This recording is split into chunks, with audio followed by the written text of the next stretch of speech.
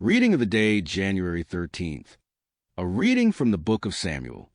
1 Samuel 1 verses 9 to 20. Hannah rose after a meal at Shiloh and presented herself before the Lord.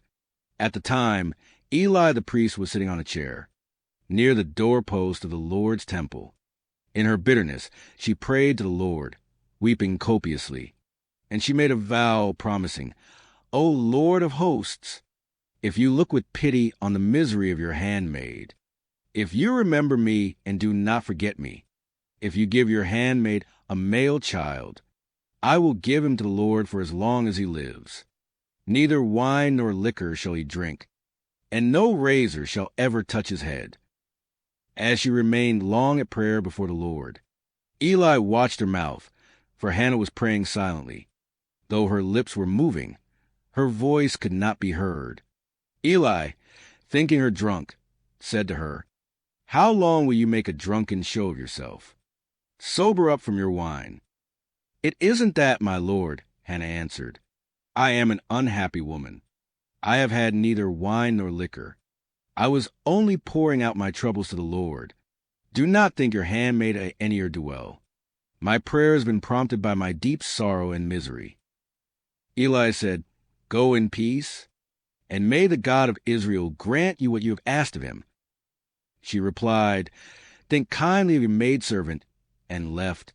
She went to her quarters, ate and drank with her husband, and no longer appeared downcast. Early the next morning they worshipped before the Lord, and then returned to their home in Ramah.